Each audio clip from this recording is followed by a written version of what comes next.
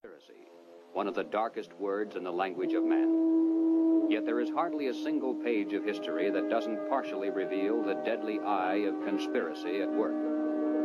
It was a conspiracy that directed Brutus against Caesar in the Roman Senate on the Ides of March. It was a conspiracy that plotted the betrayal of West Point by Benedict Arnold during the American Revolution. It was a conspiracy that led John Wilkes Booth to the assassination of President Lincoln on Good Friday, 1865. The past record of man is burdened with accounts of assassinations, secret combines, palace plots, and betrayals in war. The tenet of conspiracy has been a dominant force in all history. But in spite of this clear record, an amazing number of people have begun to scoff at the possibility of conspiracy at work today. They dismiss such an idea merely as a conspiratorial view of history. The purpose of this presentation is to show that the conspiratorial view of history, particularly of recent history, is the correct view. That there is a secret and powerful combine at work today, that it constitutes the unseen government of the United States, and that it properly can be identified as the capitalist conspiracy.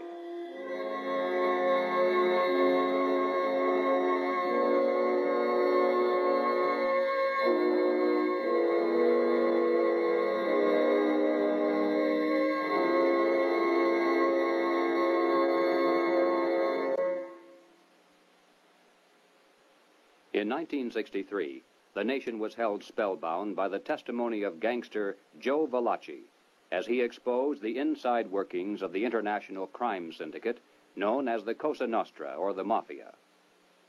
No matter how carefully criminal conspiracies are organized, eventually they're exposed because someone on the inside goes to the authorities and talks. The same is true with political conspiracies.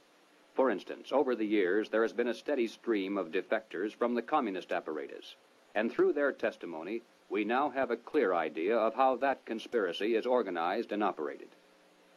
But one large piece of the puzzle always has been missing. It's a matter of record that some of the greatest help to world communism often has come from prominent and respectable leaders within the United States. Obviously, these men are not communists. As a matter of fact, most of them are extremely wealthy and are thought of as capitalists, who supposedly would have the most to lose under socialism and communism. And yet the record is disturbingly consistent, and Americans repeatedly have asked why. Why have some of the richest people in the United States, both in and outside of government, aligned themselves with leftist policies that would appear to be the path to their own destruction? And if there is a conspiracy at work among these men, why hasn't someone on the inside exposed it? The answer is, someone has. Dr. Carroll Quigley is a professor of history at Georgetown University. He is the author of the widely used textbook, Evolution of Civilization. He is a member of the editorial board of the monthly periodical, Current History. He has been a frequent lecturer and consultant for such groups as the Industrial College of the Armed Forces, the Brookings Institution, the U.S. Naval Weapons Laboratory, the Naval College, the Smithsonian Institute, and the State Department. Dr. Quigley also has been closely associated with many of the family dynasties of the super-rich. He is, by his own boast, an insider with a front-row view of the world's money power structure. When Dr. Quigley wrote this 1,300-page book of dry history entitled Tragedy and Hope, it was obvious that it would never be read by the masses. It was intended for the intellectual elite. And to such a select readership, Dr. Quigley cautiously exposed one of the best-kept secrets of all time. But he also made it quite clear that he was an extremely friendly apologist for this group, and that he fully supports their goals and purposes. On page 950, Dr. Quigley says, "I know of the operations of this network because I have studied it for 20 years and was permitted for 2 years in the early 1960s to examine its papers and secret records. I have no aversion to it or to most of its aims, and have for much of my life been close to it and to many of its instruments. In general, my chief difference of opinion is that it wishes to remain unknown." Dr. Quigley points out that During the past 200 years, while the peoples of the world gradually were winning their political freedom from monarchies, the major banking families of the world were nullifying the trend toward representative government by setting up new dynasties of political control, but behind the scenes, in the form of international financial combines. These banking dynasties had learned that all governments, whether they be monarchies or democracies, must borrow money in times of emergency, and that by providing such funds from their own private resources, with strings attached, of course, gradually they could bring both kings and democratic leaders under their control. Dr. Quigley believes that people should be more familiar with the identities of these clever banking dynasties. They include such names as Baring, Hambros, Lazard, Erlanger, Warburg, Schroeder, Seligman, the Spires, Mirabeau, Mallet, Fuld, and above all, Rothschild and Morgan. It should be noted that while the Rothschilds and other Jewish families cooperated together in these ventures, this was by no means a Jewish monopoly, as some have alleged. Men of finance of many nationalities and many religious and non-religious backgrounds collaborated together to create this superstructure of hidden power. Its essence was not race, nor religion, nor nationality. It was simply a passion for control over other human beings. Dr. Quigley identifies this group simply as the international bankers. These are not the same as the local commercial bankers with whom we deal in everyday life. International bankers deal not with the general public, but with the industrial giants of the world, with other financial institutions, and especially with governments. The key to their success has been to control and manipulate the money system of a nation, while letting it appear to be controlled by the government. The net effect is to create money out of nothing, lend it to the government, and then collect interest on it, a rather profitable transaction, to say the least. For example, in 1694, international banker William Paterson obtained the charter of the Bank of England, and the power over England's money system fell into private hands. In a boastful mood, Paterson said, "The bank hath benefit of interest on all moneys which it creates out of nothing." 230 years later, Reginald Mackina, British Chancellor of the Exchequer, said, "The banks can and do create money, and they who control the credit of the nation direct the policy of governments and hold in the hollow of their hands the destiny of the people." Turning to the United States, Dr. Quigley tells us, "The structure of financial controls created by the tycoons of big banking and big business in the period 1880 to 1933 was of extraordinary complexity, one business fief being built on another, both being allied with semi-independent associates, the whole rearing upward into two pinnacles of economic and financial power. One, centered in New York, was headed by J.P. Morgan and Company, and the other, in Ohio, was headed by the Rockefeller family. When these two cooperated, as they generally did, they could influence the economic life of the country to a large degree, and could almost control its political life, at least on the federal level. In the United States, it was inevitable that the international banking interests would attempt to establish the same kind of private monopoly over the money system that they had achieved in England, France, Germany, Italy, and Switzerland. The same formula would be used: make it look like a government operation, but keep the control in private hands. John D. Rockefeller had purchased the Chase Bank, and his brother William bought the National City Bank of New York. The Rockefeller Chase Bank was later merged with the Warburg's Manhattan Bank to form the Chase Manhattan, one of the most powerful financial combines in the world today. Acting in concert with the Morgan banking dynasty, they spent untold millions of dollars to promote legislation that would grant to them a private franchise over this nation's money system. To sell this scheme to the voters, the monopolists created the propaganda line that the proposed banking law somehow would work against the monopolies. Politicians took up the cry, "Banking reform," and "Down with Wall Street." And then, to make it look convincing, the financial tycoons publicly pretended to oppose the measure, all the while financing it behind the scenes. On December 22, 1913, the Federal Reserve Act finally was passed into law.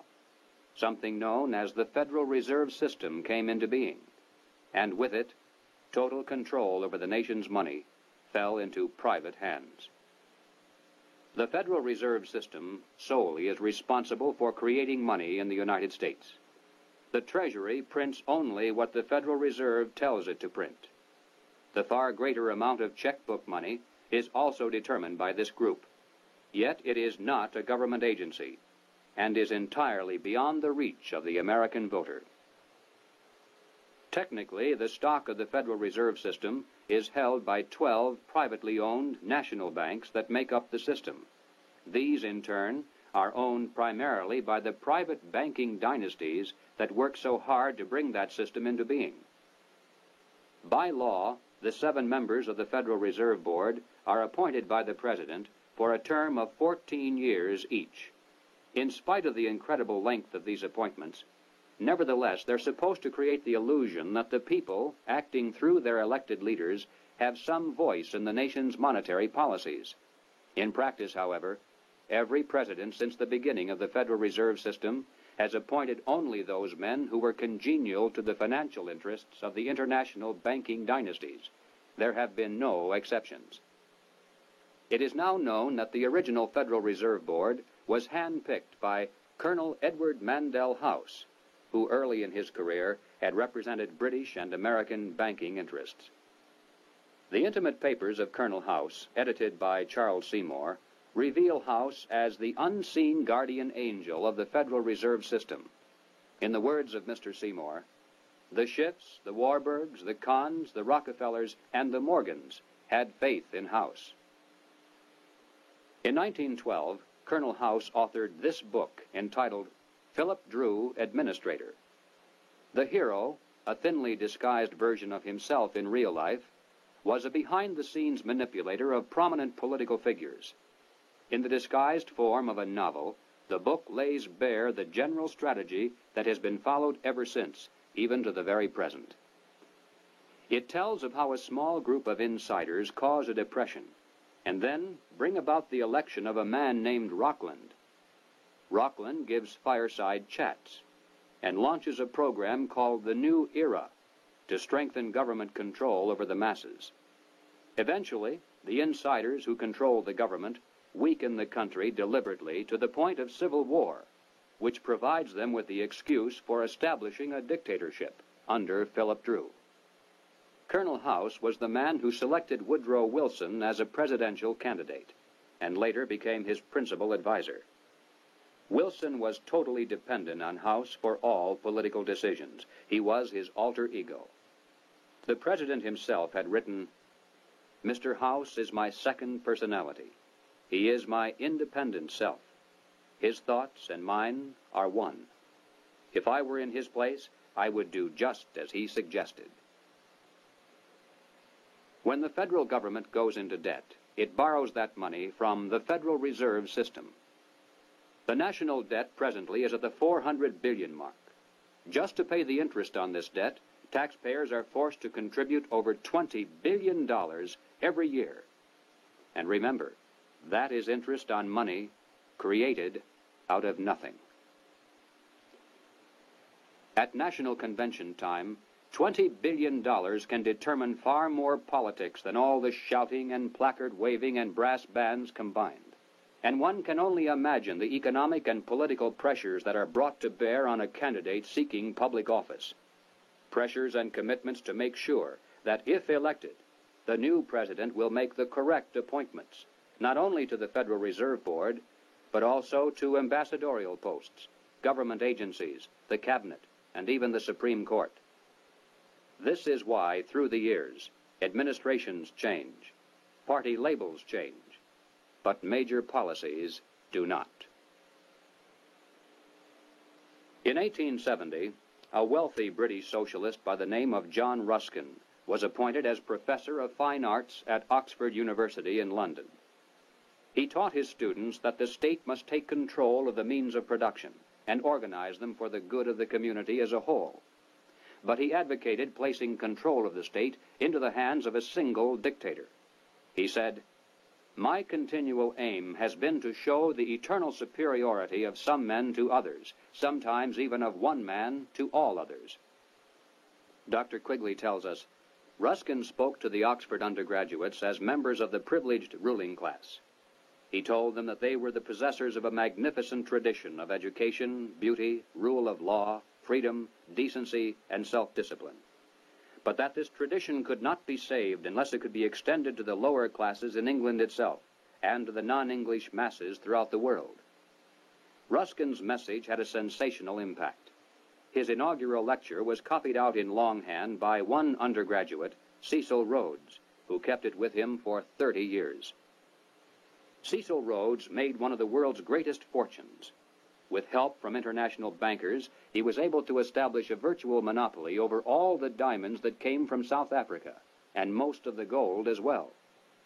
Throughout his entire life, Cecil Rhodes spent most of his vast income to promote the ruling class ideas of John Ruskin. Many people are familiar with the world-famous Rhodes Scholarships, which were established to promote the less controversial aspects of John Ruskin's dream. But very few are familiar with the fact that in 1891, Cecil Rhodes established a secret society to promote the rest of that dream. Dr. Quigley explains, in this secret society, Rhodes was to be leader. Stead, Brett, Lord Esher, and Milner were to form an executive committee. Arthur Lord Balfour, Sir Harry Johnston, Lord Rothschild, Albert Lord Grey, and others were listed as potential members of a circle of initiates, while there was to be an outer circle known as the Association of Helpers, later organized by Milner as the Round Table Organization. Here, then, was the classic pattern of political conspiracies throughout all history. At the center, usually depicted as the all-seeing eye, there is a tiny group in complete control, with one man as the undisputed leader. Next comes a circle of secondary leadership that for the most part is completely unaware of an inner core. They are led to believe that they are the innermost ring. In time, as these conspiracies are built from the center out, they form additional rings of organization. Those in the outer echelons usually are poor idealistic souls with an honest desire to improve the world. They never suspect an inner control for sinister purposes, and only those few who demonstrate a ruthless capacity for higher leadership are ever allowed to see it.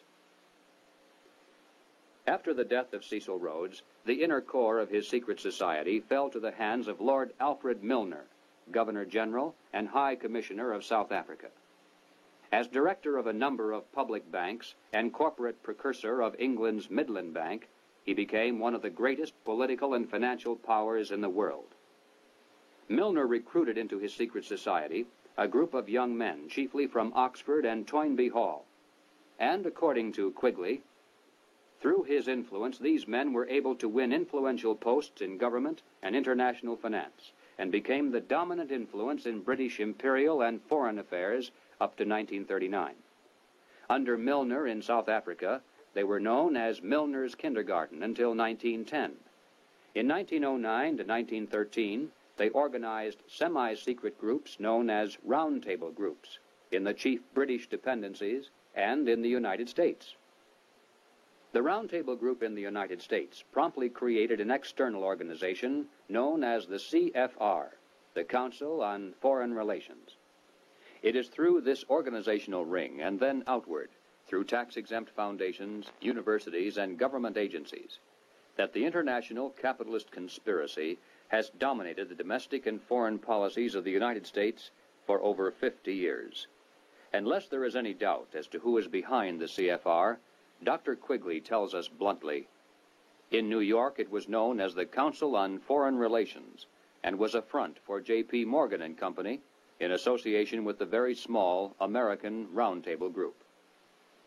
The CFR building is located on the west side of fashionable Park Avenue in New York.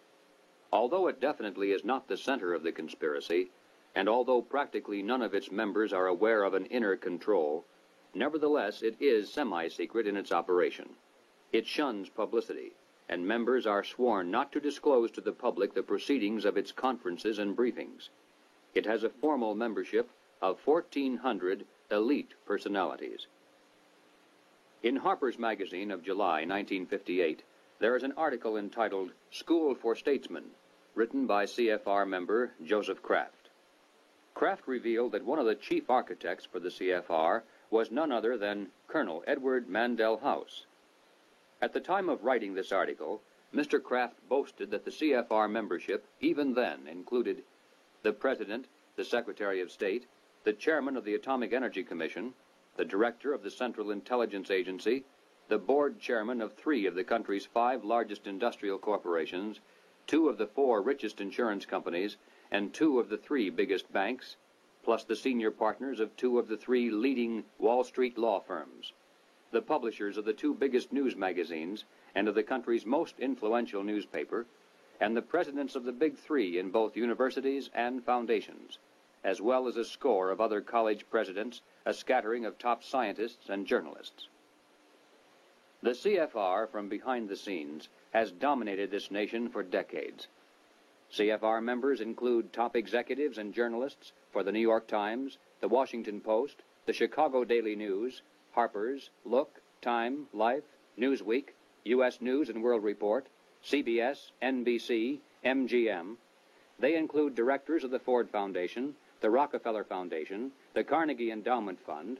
They include Presidents Hoover, Eisenhower, Johnson, and Nixon, Secretaries of State Stettinius, Atchison, Dulles, Herter, and Rusk, a fantastic percentage of the President's Cabinet, undersecretaries, the Federal Reserve Board, ambassadors to other countries, Supreme Court justices, and presidential advisors. The average American has never heard of the CFR, yet it is the unseen government of the United States. It's a sobering fact that the hidden power structure of international finance has exerted tremendous influence over public opinion in this country through its virtual control of higher education and major segments of mass communications. The human mind is like a computer. No matter how efficient it may be, its reliability is only as great as the information fed into it. If it is possible to control the input of the human mind, then no matter how intelligent a person may be, it's entirely possible to program what he will think. And yes, it's even possible to program people to laugh at the mere mention of the word conspiracy. Such programming, of course, can work in both directions. While one group has been conditioned not to see any conspiracy at work, another group has been led to believe that communists have been behind practically everything, a position easily made to look ridiculous. These well-intentioned anti-communists have been correct in their charge of conspiracy, but incorrect in knowing who to blame. As far back as 1907, Trotsky was financed by British bankers. By 1917, the major financing for the communist revolution in Russia was coming through Lord Alfred Milner, the leader of that inner core within the roundtable groups and the CFR. In America, Jacob Schiff of Kuhn, Loeb & Company gave $20 million to Trotsky. From Germany, millions more came from Max Warburg. The communist movement, not only in the United States, but around the world, always has been financed by the international banking establishment. Dr. Quigley explains why the establishment has never greatly worried about the communist movement in America. He says, "It must be recognized that the power that these energetic left-wingers exercised was never their own power or communist power, but was ultimately the power of the international financial coterie."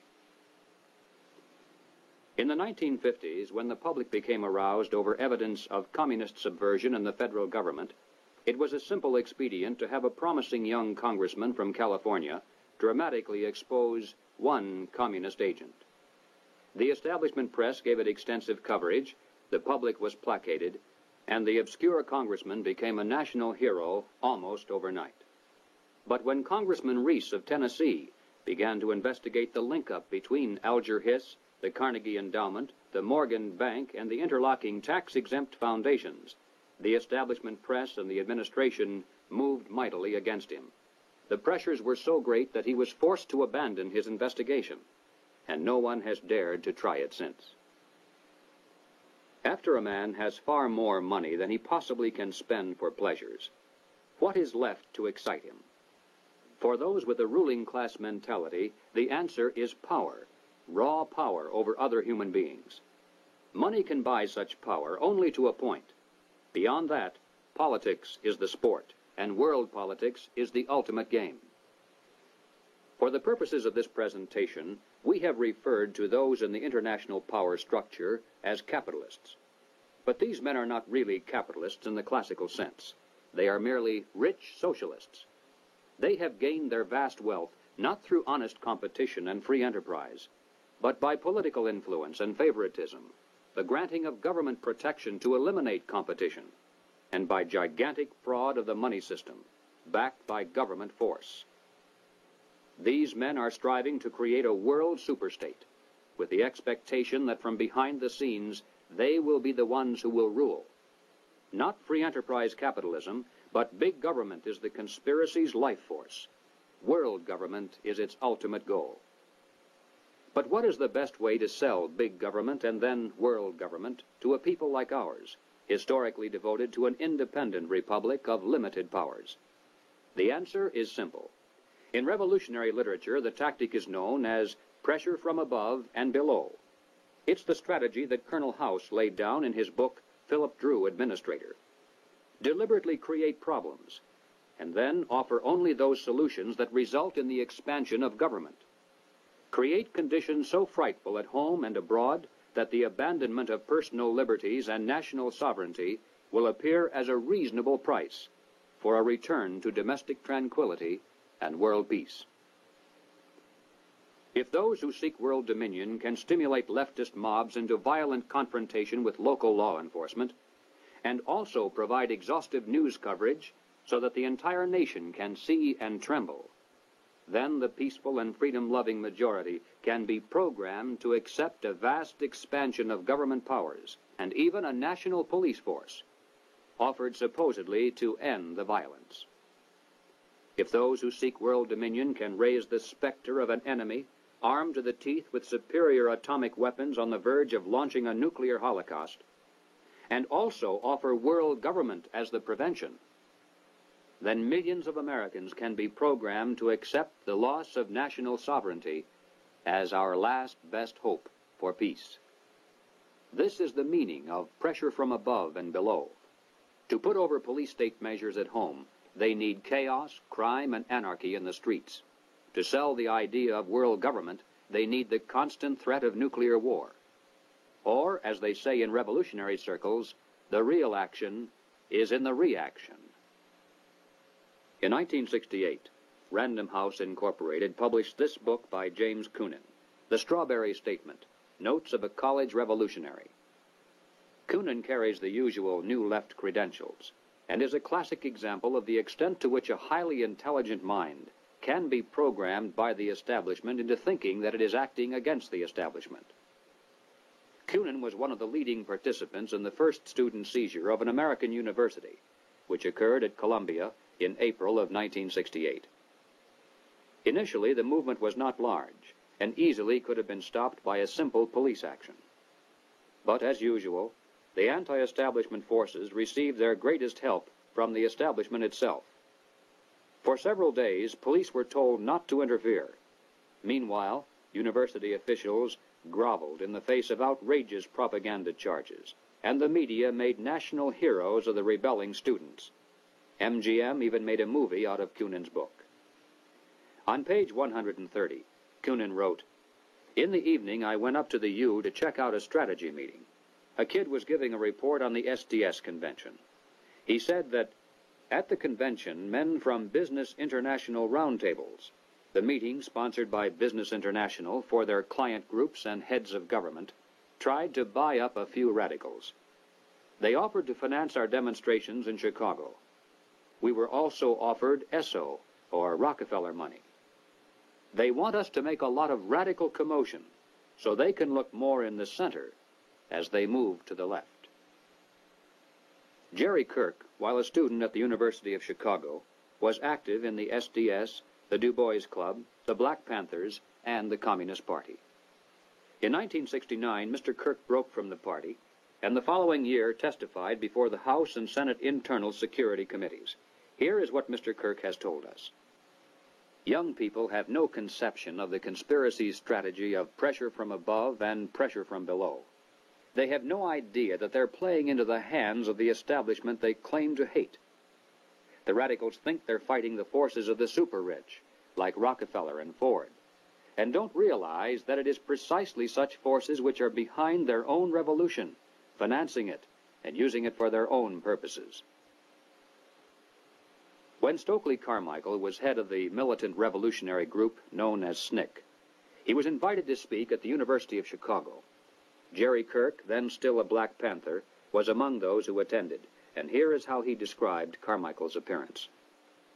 Mr. Carmichael was obviously in the middle of something rather important, which made him more nervous and more tense than in the past. He started speaking of things which he said he could not have said before, because his research was not finished. He spoke of the false consciousness of many blacks who believed the Jews were the instrument of oppression of blacks. And he made note of the fact that even though many Jewish people, for example in New York, own quite a bit of land, one must understand that the overwhelming percentages of mortgages in Harlem was owned not by Jewish people, but by Morgan Guaranty Trust, the Morgan family, and Chase Manhattan Bank, the Rockefellers. He repeated the line from the song he liked so well. "Something is happening here, but you don't know quite what it is, do you, Mr. Jones?" What he was getting at was that the Jews were simply one strata of society who are themselves being oppressed by people who were much richer and much more powerful. In the agencies of this power, he cited banks, the chief among which were Morgan Guaranty Trust and Chase Manhattan, and the foundations connected with these monoliths. It was not long after this that Stokely Carmichael mysteriously was ousted from both SNCC and the Black Panthers. Apparently, he had learned too much. More and more young radicals are beginning to wake up to the fact that their entire lives have been carefully programmed by the very people who are their hate symbols. They're beginning to realize that their so-called anti-establishment outlook actually is the calculated product of the establishment press, the establishment communications media, the establishment entertainment industry, the establishment schools. Rich men's corporations publish and popularize revolutionary books and songs. Through advertising, rich men's businesses subsidize revolutionary magazines.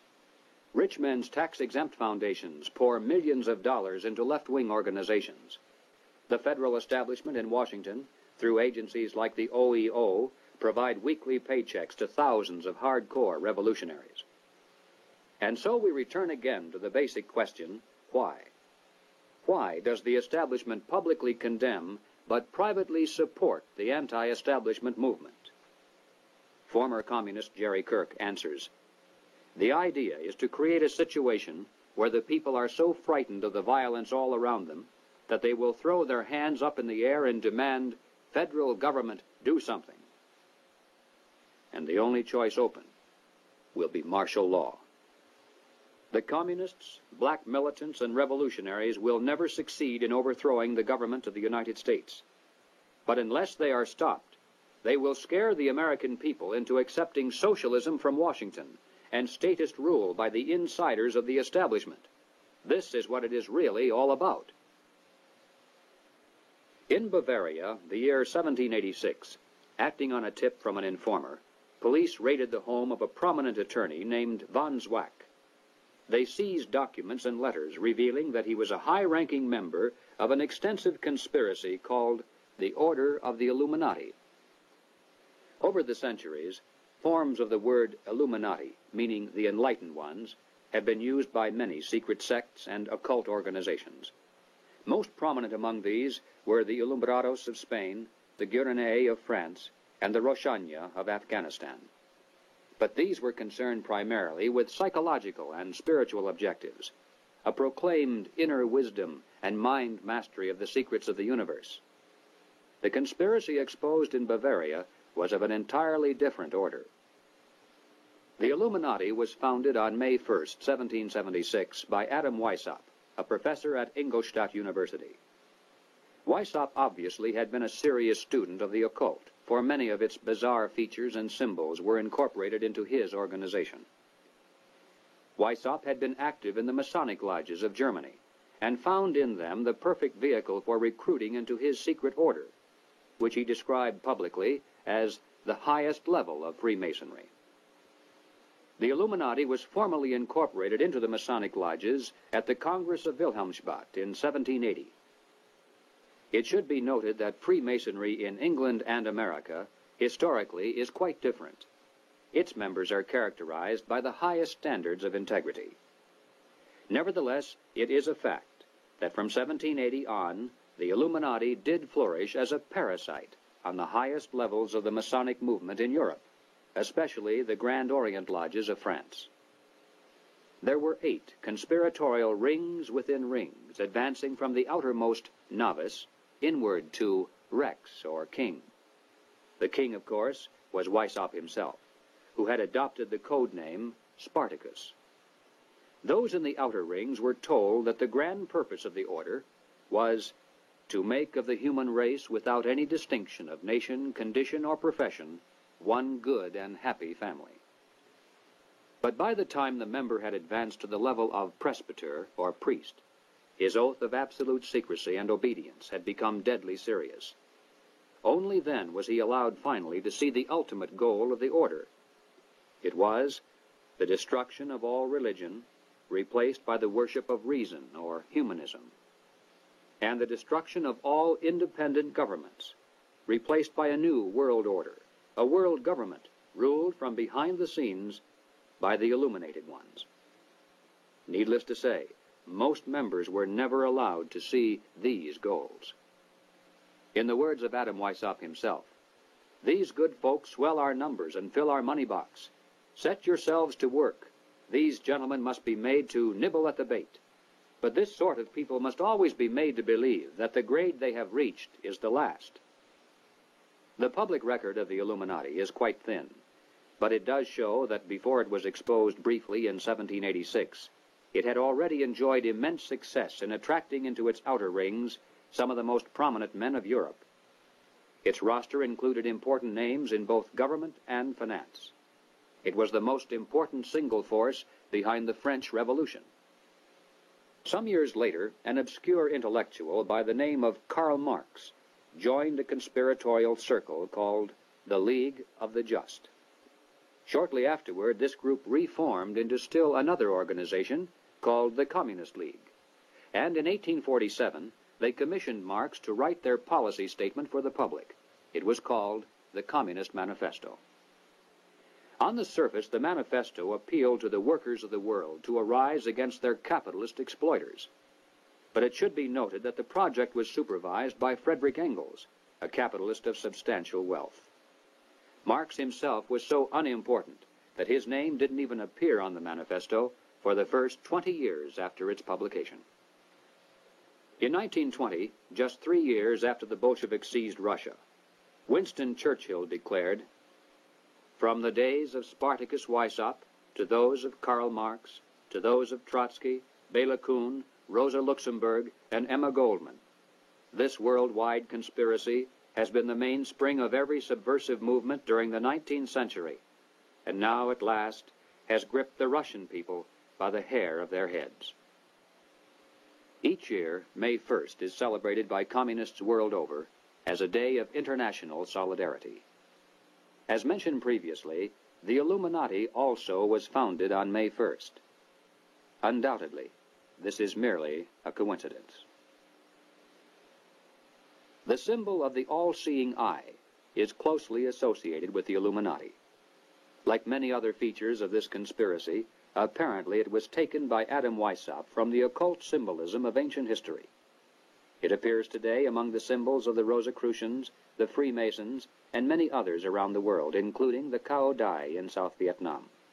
Undoubtedly, it is merely a coincidence that the all-seeing eye now appears on the alternate side of the Great Seal of the federal government, and also on the $1 notes of the Federal Reserve System.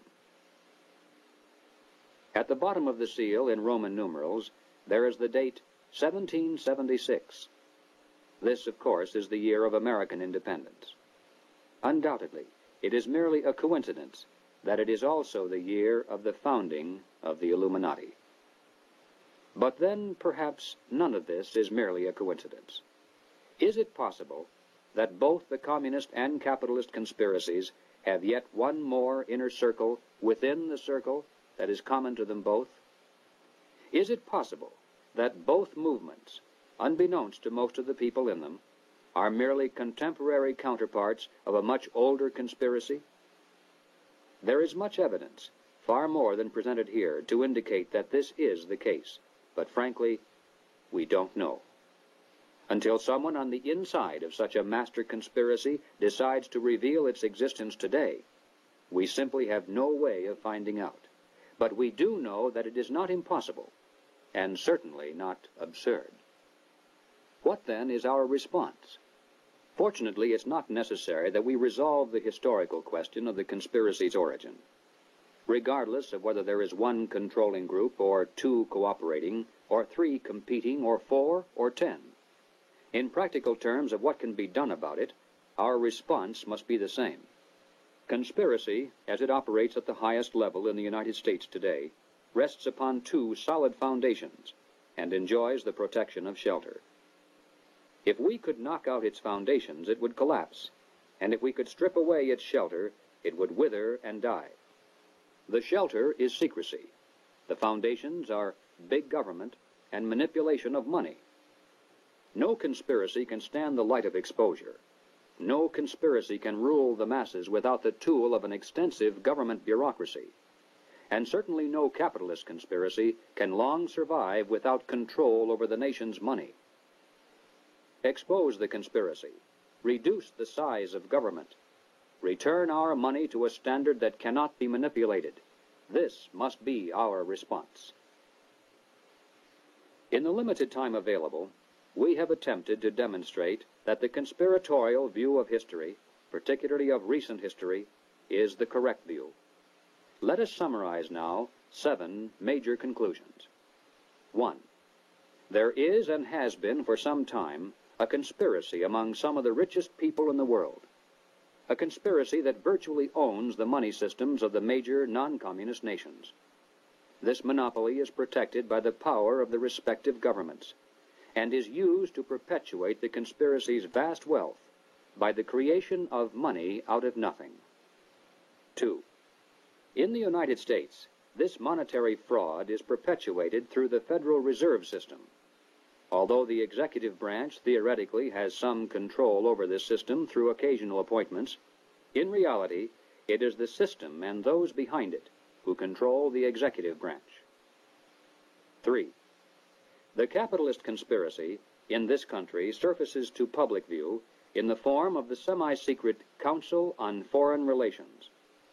Its members exercise their control over the nation through government, tax-exempt foundations, centers of education, and the mass communications media. 4. On the surface, the capitalist conspiracy appears to oppose communism. It spends billions of dollars in spectacular military displays of anti-communism all around the world, but never to the extent of seriously harming the enemy, and certainly not to the extent of defeating him. Meanwhile, behind the scenes, the conspiracy always has nourished and aided communism both at home and abroad. It does this not because it is pro-communist, but because it needs the appearance of a formidable foe, and the chaos byproduct of a managed conflict to advance its own goal of totalitarian world government. 5. There is much evidence indicating that the capitalist and communist conspiracies both are directed by a single master conspiracy which may have continuity with the Order of the Illuminati, which was founded 200 years ago. But this historical question is not nearly as important as the immediate question of what can be done about it today. 6. As for our response, we must begin to dismantle the conspiracy's machine of big government. We must restore American independence. We must return our schools to local control.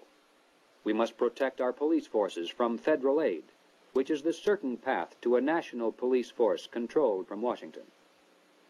We must denounce revenue sharing as a transparent device leading to control over local government.